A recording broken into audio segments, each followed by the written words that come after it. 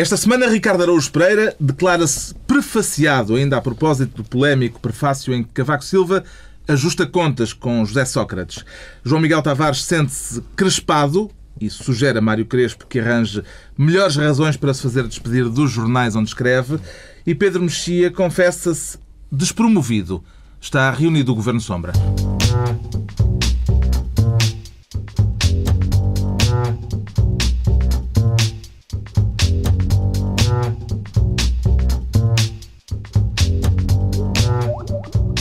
Viva, sejam bem-vindos no final de uma semana em que o Governo sofreu a primeira baixa, por razões pessoais, evidentemente. Havemos de falar nisso mais adiante neste Governo Sombra com os irremodeláveis Pedro Mexia, João Miguel Tavares e Ricardo Araújo Pereira.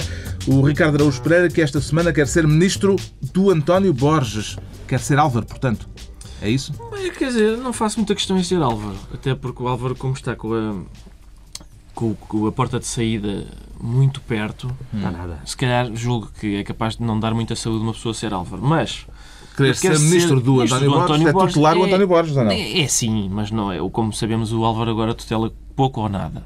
E, portanto, por António Borges voltar a integrar agora a administração da Jerónimo Martins? Não, lá está. Mas também. Não tem a ver com o retalho. Não, é porque António Borges presida uma equipa governamental que supervisiona as privatizações. Supervisiona e essa equipa custa 25 mil euros, porque privatizar é caro. É um luxo, mas é que a gente se pode dar. E depois, portanto, o que acontece é a gente elege, é uma derivação da democracia, a gente elege representantes e os representantes contratam uma equipa que vai executar um serviço. Sim, é um outsourcing. Portanto, é mais ou menos como nos clubes. Eu acho que este António Borges é capaz de ser uma boa contratação. Ele já não é um jovem, mas continua a aliar à experiência alguma velocidade. É ambicioso, tem margem de progressão. Lá progredir ele e com força. E a prova que é ambicioso é que, ainda com um pé nesta equipa governamental que supervisiona privatizações, está com o outro já, ao que parece, na administração da Jerónimo Martins. E, portanto, se alguma das empresas privatizadas interessar a Jerónimo Martins, eu acho que temos aqui um caminho aberto para haver um negócio muito, muito bom. Agora, para quem? Não sei. Pode dizer-se, Pedro Mexia, que António Borges, nestas funções que foi retirar ao Ministério do Álvaro, é o verdadeiro Ministro Sombra? O problema é que esta ideia de fazer um governo pequeno torna necessário que exista uma série de organismos paraministeriais e, portanto... Se calhar podíamos convidá-lo um dia destes aqui para o programa. Para vir cá. Não, sendo Ministro Sombra. Acho que ele tem critério nas pessoas com quem se dá. O facto de haver uma série ia dizer de ministros, mas de outras figuras que não são ministros e, portanto, que não têm o cargo de nomeação e de vigilância democrática, jornalística, parlamentar, etc., a exercerem funções que são funções mais importantes do que os ministros, eu acho que é um efeito muito perverso a ideia do governo pequeno. Não só porque não é mais barato, como porque cria um poder de facto que não tem o mesmo escrutínio que têm os ministros de facto e de direito. Este governo está a esvaziar a ideia dos superministérios que ele próprio criou, João Miguel Tavares? Essa questão da agilidade política de fazer... Ou seja, eu acho que faz sentido, provavelmente, ter uma pequena equipa para acompanhar as privatizações. A mim nada contra. A mim o que me preocupa neste caso é, simultaneamente, este senhor supostamente aceitar este cargo e depois estar como administrador não executivo na Jerónimo Martins. Como todos nós sabemos, esse pequeno grupinho que não tem interesses nenhuns no país. Parece-me um absurdo total.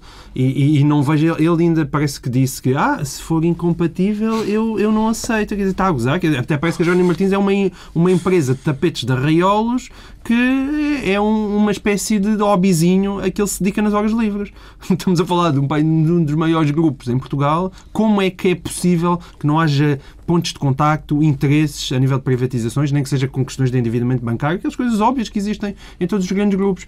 E, portanto, parece-me completamente bizarro. E o Borges tem esta tendência para... Ele é sempre a grande promessa. Até hoje foi sempre o homem que veio salvar Portugal em todas as situações, mas ainda estamos à espera. E se calhar vamos continuar. Vamos esperar que sejamos salvos um dia destes.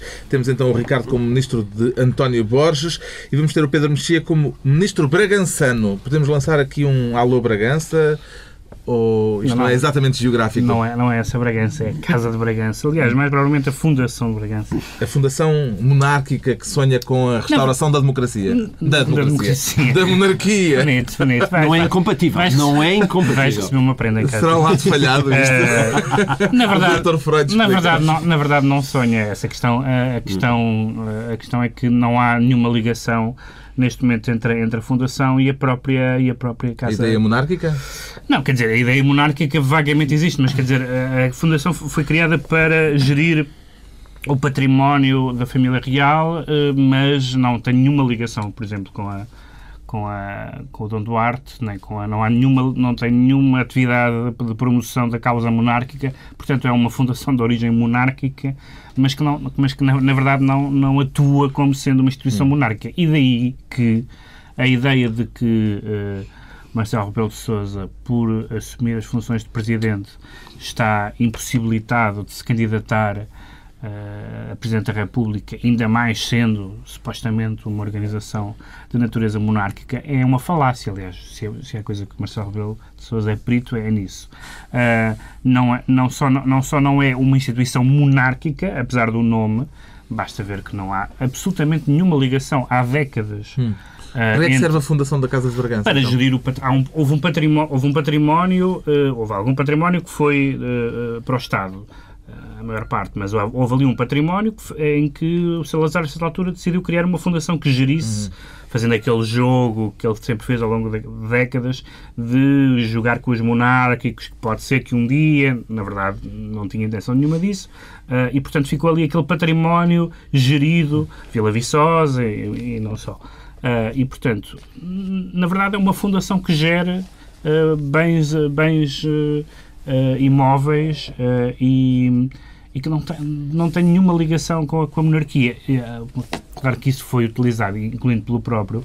Evidentemente, se Marcelo Rebelo de Sousa decidir que as sondagens não são muito boas, neste momento são boas, deve dizer-se, pode usar como argumento. Ele tem sempre uma escapatória de dizer, agora, eu acho que é uma cortina de fumo. Podemos concluir que há aqui um sinal político que Marcelo Rebelo de Sousa quer dar ao aceitar este cargo de Presidente da Fundação da Casa de Bragança? Não. Eu mais depressa diria que é sempre aquela capacidade que Marcelo Rebelo de Sousa tem de se desdobrar. De se desdobrar e andar simultaneamente em cima de 2 cavalos. Ele quer lá chegar, portanto, seja vestido de vermelho e verde ou de branco e azul, qualquer das vestimentas serve quer lá para o chegar, seu objetivo. De branco e azul, isso quer dizer que não está a tentar chegar ao trono, não? Se for preciso. Eu acho que ele quer lá chegar ao pináculo, qual seja o regime. O que é que espera de Marcelo nestas novas funções à frente da Fundação da Casa de Bragança? Espero grandes coisas. Não sei bem, porque nem sequer sei que funções são aquelas. Sei que o cargo é vitalício, aparentemente. É vitalício. E, portanto, uma coisa que não tem nada a ver com a monarquia, por exemplo. Não tem nada a ver. Nada. Aliás, houve aqui há tempos aquele manifesto monárquico que dizia como é que era? Era instaurar a democracia, restaurar a monarquia, não era? Acho que era assim. Era uma coisa parecida com isto. Mas é bom quando... Espera aí, como é que vamos instaurar a democracia? Impondo um regime cujo chefe máximo não é eleito democraticamente. Eu acho isso uma excelente ideia. Estás a dizer que a Suécia não é uma democracia? Não, mas... A Espanha não é uma democracia. Eu já sei onde é que isto leva. Desculpa, é que esse argumento é sempre um argumento. É um argumento tão preguiçoso. Porque eu vou lá, num país em que há uma Constituição democraticamente aprovada, onde há um Parlamento que tem um voto na matéria. Dizer que isso não é uma democracia é absurdo. Não, atenção, eu não disse que era democracia. É evidente que o regime monárquico não é democrático. Ora, está, eu não disse que não era democracia. Eu disse que é democraticamente legitimado. Certo. É indiscutível. Eu não disse que não era uma democracia. Só apenas dizemos que a Noruega não é uma democracia. Vamos voltar à República. Isto é um assunto sensível. Eu nunca disse que não era uma democracia. A Suécia não era uma democracia. Eu só disse que era divertido que um manifesto que pretende instaurar a democracia pretenda fazê-lo impondo um regime cujo líder máximo não é eleito democraticamente. Vamos voltar à República. Mas sim, sexualmente. É um regime sexualmente transmissível. Estás a torná-lo mais divertido. Eu nunca disse que não era divertido. Esta semana já se começou a falar da possibilidade de um duelo em 2015 entre Marcelo Rebelo de Sousa e António Costa. António Costa lançou um livro e tem dado múltiplas entrevistas. É um cenário credível deste duelo ou ainda será cedo demais para estas análises, Pedro Eu só Mexia? tenho um pedido, vamos antecipar as eleições. Isso é que era ótimo. Para a semana. 2015 significa mais 4 anos. Sabes o que é que eu queria? Qualquer um deles ficávamos melhor. Eleições para a semana anterior à publicação do livro Roteiros do ano que vem. Temos mais 4 anos deste líder democraticamente eleito Sim. e que nos tem dado tantas alegrias. Vamos falar dele mais Eu- adiante. Eu sei que este presidente não abona a favor do regime republicano. Mas ainda assim é um Ainda- Palermo democraticamente eleito. Ainda vamos falar. Eu acho que Eu posso- isso posso- dá posso- processo. É isso, é. Acho que Cuidado. Acho que não, Acho que não, acho que não podes. Alegado Acho que isso é- Palermo. Alegado. Palermo. Alegado. Onde se leu Palermo, leia-se Alegado Alegado Palermo. Eu disse o Presidente da República em geral, não é? É um regime republicano. É um... Pronto, o Pedro Mexia é, portanto, ministro bragançano esta semana e o João Miguel Tavares quer ser ministro da sinonímia. Exato. Uma pasta já inaugurada aqui há mas umas isso- semanas atrás. Mas vai continuar. Desta vez, que sinónimos é que pretende tutelar, João Isto Miguel não sou eu que me Tavares? estou a repetir, é a atuação do Governo. Sim. E isto deve ter sido inaugurado há mais tempo, mas eu gostei especialmente. A cinema começou-se a revelar quando, não sei se lembram, os orçamentos retificativos passaram a ser orçamentos suplementares. É isto ainda dentro do anterior Governo. Mas agora, este Governo está a acelerar imenso esta nova atividade política portuguesa que eu muito tenho apreciado e, portanto, eu conto ser ministro da sinonímia mais vezes. Portanto, agora vou começar a apontar. Porque, atenção, não sei se recordam, portanto, isto começou também neste Governo a dizer que não era um empréstimo, aquilo ao BPN, os tais 300 milhões, não era um empréstimo, mas uma linha de crédito. Avançou para a luz ao ponto a dizer que não era um duplo pagamento, mas uma dupla tributação. E agora... que a Celeste Caixa... Cardona, que não tinha sido ministra. Mas tinha exercido funções ministeriais. Exatamente, não tinha sido... Esta também é boa, essa eu não tinha. Eu sei que havia mais. E agora, com a Caixa Geral de Depósitos e com a TAP, que se escaparam aos cortes, o Ministério das Finanças veio dizer que não são exceções, mas adaptações. E, portanto, ou seja, eu não acho que os políticos portugueses estejam a fazer de nós parvos. Acho que estão a fazer de nós idiotas. Tem alguma coisa a declarar nesta matéria, Ricardo Araújo Pereira? Não, acho que não. Portanto, Podia querer arranjar um sinónimo qualquer para isto. neste momento não me apetece. Já aqui falámos deste assunto na semana passada, da questão que o João Miguel trouxe. O Governo está a conseguir explicar-se a este respeito, Pedro Mexia? A mim não me preocupa tanto a questão da explicação. Me preocupa-me sobretudo não só estes regimes de exceção, que são regimes que evidentemente fazem com que os sacrifícios e a lógica de imposição de sacrifícios perca força, mas sobretudo preocupa-me uma exceção que vai ser cada vez mais, que eu acho que estava condenada à partida e vamos ver se não está condenada à chegada, que é a questão das autarquias. Eu acreditarei no ímpeto reformista deste Governo quando... A extinção de conselhos. Sim, e não só, isso também, A mas fusão de conselhos, se pelo menos. os sacrifícios, não porque eu deseje que as autarquias sofram, mas porque me parece que as autarquias não podem ser eximidas aos esforços que todos os outros organismos públicos, e tudo indica, basta ver a unanimidade, nomeadamente no PS e no PSD, nos autarcas, não é? Que são quem domina praticamente as câmaras todas, e que para eles não há discussão que nas câmaras não se mexe. Eu acho que esse vai ser uma marca, O teste de fogo. o teste, exatamente, de que se o Governo está ou não a sério nas suas intenções reformistas. Damos a pasta da sinonímia ao João Miguel Tavares. Daqui a pouco avaliamos se um braço de ferro com a EDP pode ser considerado uma razão pessoal e familiar para deixar o Governo. Antes, o Ricardo Araújo Pereira declara-se prefaciado. Ora, voltamos eu ia dizer à vaca fria, mas se calhar... Outra incidente. Mais um é um- alegado da vaca fria. A um contemplador de vaquinhas frias. Quem é Pode que o ser isso. prefaciou? O contemplador de vacas é Contemplador factual. de vacas é Isso factual, isso podemos dizer. Bom, Sente-se prefaciado. sinto-me faciado. Por causa do... Lá está, nós tínhamos meramente aflorado o assunto na semana passada, mas o assunto é tão bom que eu acho que vale a pena voltar a ele. Porque eu acho que... Posso recentrar o debate? Já agora recentro. Faz favor, Que Pacheco é, para Pereira. mim, exatamente, para mim o essencial disto, que é o facto de este Governo ficar avisado, é um aviso muito claro para este Governo. O Governo atual, neste momento, sabe que se estiver a incorrer em deslealdades históricas, não passará impune de maneira nenhuma. Podem contar com um prefácio bem azedo em 2013. E, portanto, são corridos à prefaciada para aprenderem. Eles sabem, neste momento, eles sabem disso. E é isso, eu neste momento estou ansioso para... É uma espécie de folhetim, não é? Eu estou ansioso para saber que factos gravíssimos é que estão a ocorrer em Portugal neste momento, lendo o prefácio de Cavaco Silva daqui a um ano. Cumpriu as ordens do chefe de Estado. Antecipação. Cumpriu as ordens de Cavaco Silva, que disse aos portugueses para irem ler na íntegra o prefácio? Ou está a falar de borla? Não, nunca faço. Eu procuro não fazer fala de borla, nada. já sabemos. Sim, exatamente. E além disso, procuro não fazer nada que o Presidente da República ordene.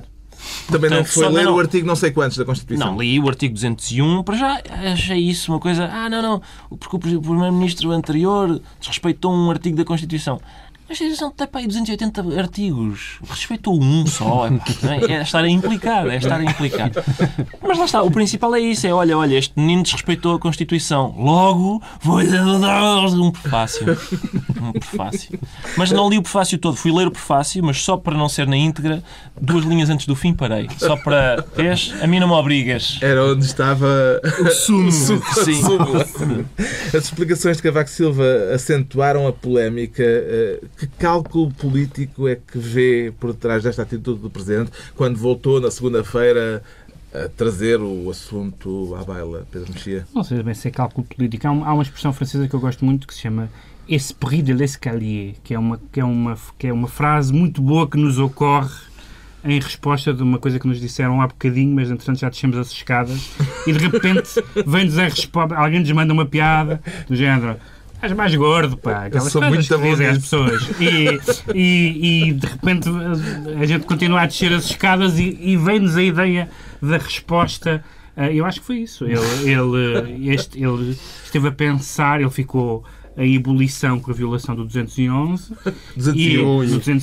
e ficou a pensar até agora e depois de repente... Pronto, escreveu, só que tinha passado um ano.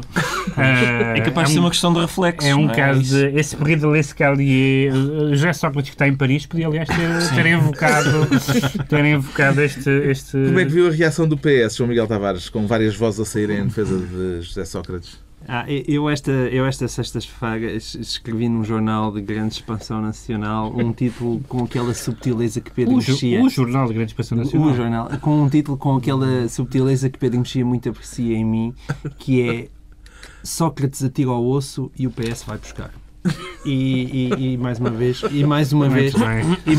provou. É isso. Eu acho, ou seja, eu tenho já muita dificuldade em ver aquelas pessoas que apoiaram Sócrates durante anos e anos e anos a fio. Essas pessoas apoiarem Sócrates durante anos e anos a fio e ainda terem orgulho de vir para a televisão falar nisso, já ultrapassa todos os limites daquilo que seria aceitável. E, portanto... Deixa-me dizer uma coisa sobre o 201. Que é o seguinte... Não é a carreira da Carris, não? Não há. Que é o seguinte. Vieram esta semana alguns constitucionalistas e politólogos, etc., a dizer que o artigo não obrigava o Primeiro-Ministro a avisar o Presidente da República. Agora, o artigo, que é um artigo vago, mas que diz que o Primeiro-Ministro deve informar o Presidente da República de todos os atos essenciais. Mas não diz quando. Se não dá um prazo. Se o PEC 4 não é um ato essencial, a não ser que pegue aquele argumento de Vital Moreira, que é uma espécie de lei de talião, que é: o Presidente é desleal, então vamos ser desleais com o Presidente. Lá, isso aí... Mas não, estou a dizer... Os politólogos têm razão. Pensa assim, pesadelo em Elm Street 5 é essencial. Não sei se deves desvalorizar argumentos de professores de Coimbra, meu Deus. Mas eu queria só... E o PEC 4 é tipo pesadelo em Elm Street 4. Não, estava... Desculpa lá, não ia Pedro, em defesa de José Sócrates, estávamos num ambiente de banalização de PECs, pá. Era o 4, pá. Atenção, só para terminar. Num Presidente da República...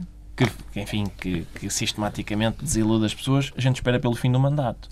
Num rei, Tenho que esperar por uma broncopneumonia, uma coisa... Estás a perceber? É isso que me Olha, esse afasta. perrido de Lescalier ficou ali a remoer na monarquia. Não, mas este ainda vem a e voltou propósito. à carga. Estamos em Presidente da República. Ainda não estamos no fundo da escada, mas vamos a meio. Fora os que foram já estás no destituídos, outro patamar. interditados, Muito etc. difícil. Já- Não é nada. Estão agarrados que nem Já descemos as lapas. escadas. Vamos lá. E sabes quem Está vem a explicado. seguir? O Fifi. Tem um filho qualquer que foi educado pelo mente capto anterior. Bom, Está explicado porque é que o Ricardo Araújo Pereira se diz prefaciado. Agora o Pedro Mexia declara-se despromovido. Vai explicar-nos quem é que afinal o despromoveu, Pedro Mexia. Despromoveram enquanto espectador de futebol. Eu faço parte daquelas pessoas que gosta do que se passa no relevado durante 90 minutos, mas o resto não me interessa. E há boas razões para não me interessar. E uma das razões para não me interessar são estas manobras todas de bastidores de secretaria. Isto tem a ver com esta O tentativa alargamento da Liga de Clubes, não só de fazer um alargamento, o que já de si é negativo, porque ainda por cima havendo equipas portuguesas, para já não há 18 equipas nem 16, mas enfim, não há 18 equipas de primeira divisão em Portugal. E depois aumentar a carga de jogos não é benéfico, sobretudo para as equipas, e este ano são pelo menos 2, que chegam longe nas provas europeias. Em segundo lugar, a ideia de mudar as regras para um campeonato que está a decorrer é absurda, sempre, em qualquer circunstância.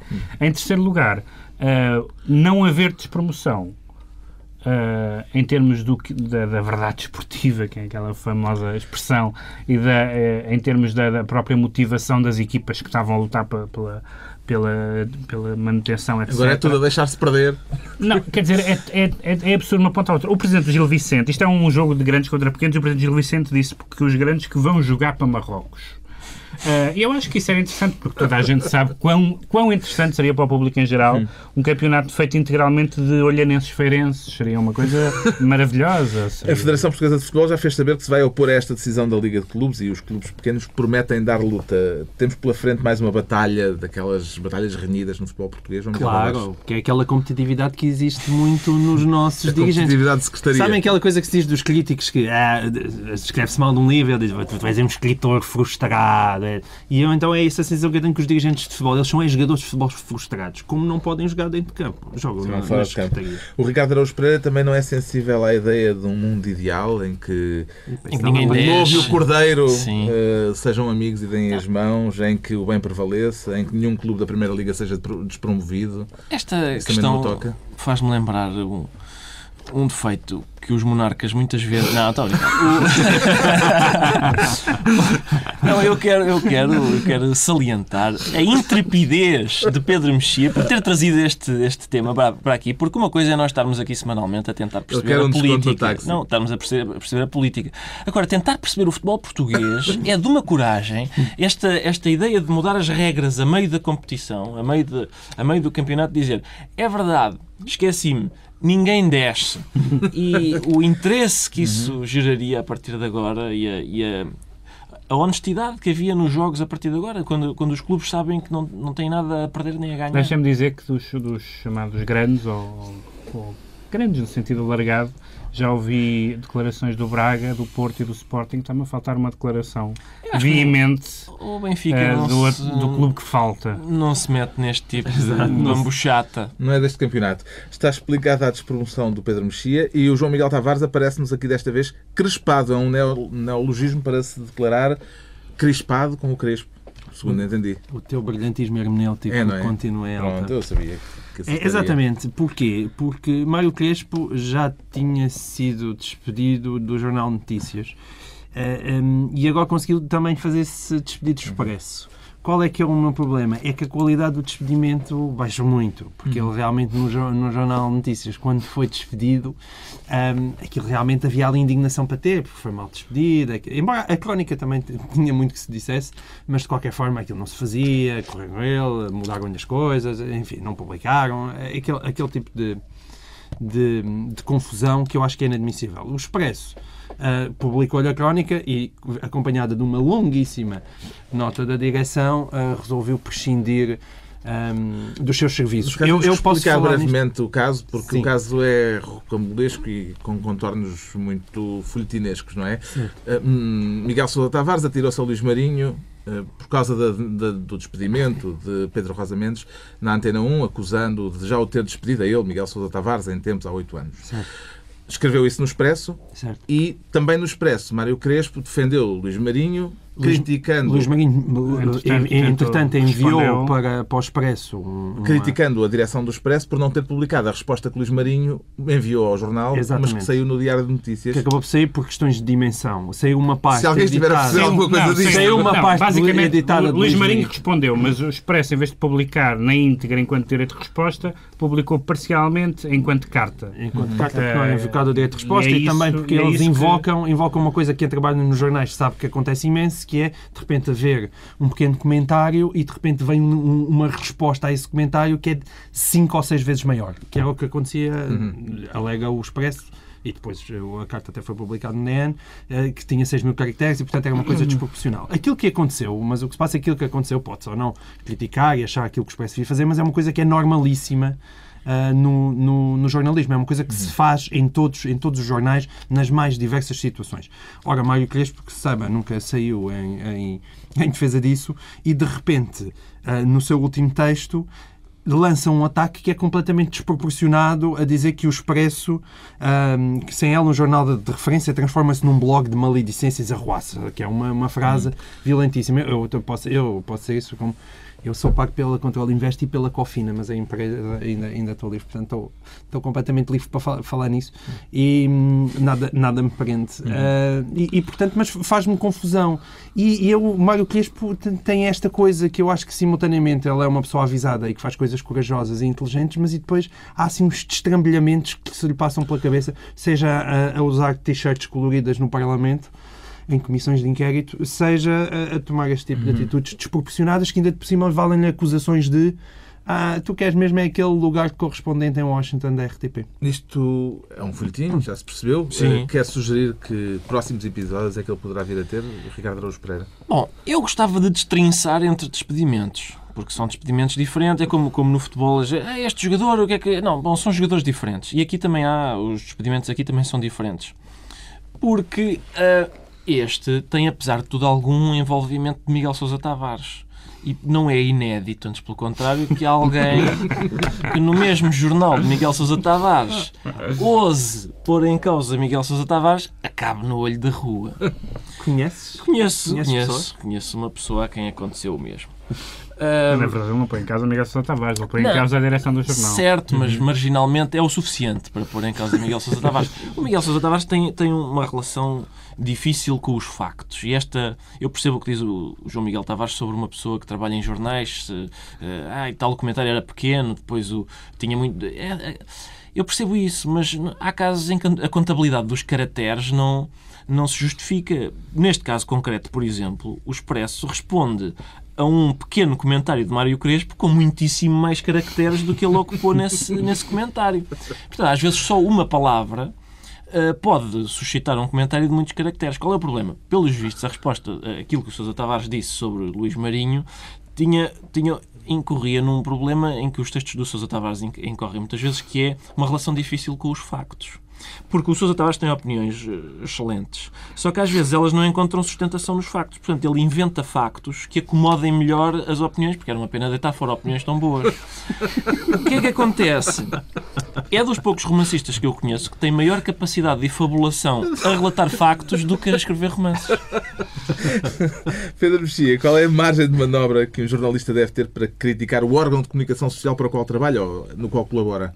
Pode criticar, mas não pode insultar. Acho que é essa a margem de manobra. Um colunista de um jornal pode dizer que discorda de um destaque, de uma interpretação, de um editorial de um jornal, mas falar em blog de maledicência, ruaça, e antes disso utiliza outra expressão que é a lama, o deplorável, e fala não sei quem, arrastar pela lama, acho que é essa a expressão. Agora, dá-me ideia também que Mário Crespo se faz um bocadinho à demissão, não é? Como aqueles avançados que se atiram, que fazem ao penalti. Atiram para o chão da área. Mas não foi penalti, foi cartão amarelo para ele e já era o segundo. Foi o segundo. E, portanto, já depois da história do JN, em que era uma coluna de opinião baseada numa coisa que ele ouviu dizer, enfim. Em ambos os casos, o procedimento é questionável. Agora, eu acho que o problema é esse. É que ele lembrava-se de ter sido despedido de um jornal por ter publicado uma coisa de ouvir dizer. E o Sousa Tavares publicou uma coisa de ouvir dizer e não foi despedido. Agora, acho que isto acaba por deixar cair o assunto mais importante, que é o assunto de Luís Marinho, que é mais importante do que este episódio. Está explicado o significado do neologismo crespado criado pelo João Miguel Tavares. E agora, a primeira baixa no Governo, a do Secretário de Estado da Energia, que abandonou o cargo alegando razões pessoais e familiares. Uma explicação que tem sido posta em causa. Acredita, Pedro Mexia, que há mesmo quem deixe certos cargos dizendo que o faz por razões pessoais, quando no fundo a razão, a verdadeira, é outra? Não, é assim. É muito difícil. É muito difícil a pessoa admitir... palmas esta pergunta. É muito difícil uma pessoa admitir-se por razões impessoais. Pois é, em primeiro lugar. Por outro lado, em geral, as pessoas tendem a admitir-se por conflitos com outras pessoas e não com cadeiras ou cortinados, por exemplo. Sim. E, portanto, nesse sentido, todas as demissões são pessoais. Não, mas é que há demissões pessoais em que... Olha a habilidade. Espera. Não há habilidade nenhuma. Se na minha família houver alguém com uma doença Pedro grave... Isso é argumento. Pedro, tens que usar a expressão "soutor, deixa-me acabar". Isso é a argumentação das razões familiares. Certo. Razões pessoais é uma expressão. Dói-me a barriga. É uma expressão. Esse toma de medicina, ou coisa do género. Mas ninguém se demite por razões que não sejam pessoais. Agora, é verdade que essa fórmula é uma fórmula utilizada geralmente para quem não quer explicar. Isso é conhecido, mas... E nós sabemos quais são as relações pessoais. E são tão pessoais que são razões, neste caso, de conflito pessoal com António Mexia. Também não é novo. Temos que tratar isto telegraficamente. Se calhar voltaremos ao assunto. Não, porque há muito para dizer. A forma como o Secretário de Estado saiu do Governo belisca a imagem do Governo, João Miguel Tavares. Sim. As explicações que vieram a público deste conflito com António Mexia e com a EDP. Exato. Não, belisca sempre, sobretudo, belisca porque nós todos somos beliscados todos os meses, cada vez que nos chega lá a conta da EDP em casa. E, portanto, somos relembrados da belisca dela. Mas isto acresce a responsabilidade do Governo agora, porque depois deste secretário sair assim, eu quero realmente ver o que é que vai acontecer à EDP e às famosas renegociações das novas energias. Será significativo o facto disto se passar no Ministério do Álvaro, onde começam a repetir-se problemas com secretários de Estado? Não sei se... Eu acho que é mais significativo passar-se num governo de Passos Coelho, porque, ao que parece, este membro do governo queria proteger o interesse público, o que é inaceitável até certo ponto. E se ele tivesse decretado um pagamento à EDP por causa daquele mês em que era suposto ninguém ter pago a eletricidade e pagámos na mesma, eu acho que ele ainda estaria no governo. Agora, a fatura da EDP, que era onde ele queria mexer, por exemplo, era uma das coisas que, pelos vistos, é uma fatura em que os consumidores pagam rendas excessivas, que são custos de acordos feitos pelo Estado. Essa fatura... Com os quais a Troika queria acabar. Com os quais a própria Troika, sim. Porque torna mais absurda a atitude do Governo. Exato, um Governo que ainda por cima quer ir além da Troika, mas não neste ponto. Agora, há aquelas pessoas que fazem, às vezes, uma puxada da EDP, do cabo e tal. Isto que acontece nas faturas é uma puxada que a EDP faz ao nosso salário. Vai ao nosso salário, faz uma puxada para a fatura e mete-a ao bolso. Pronto. Está a chegar a altura dos decretos. O João Miguel Tavares decreta uma chaimite para Otelo, por ele achar que é preciso fazer outra revolução. Exato, ele insiste. Portanto, ele foi outra vez a Coimbra e quer outra vez invadir o país e derrubar o governo e tudo isso. Dê-lhe uma chaimite. Pode ser de brincar, pela noite, fazer... Quanto ao Pedro Mexia, decreta que não se pratica inversão.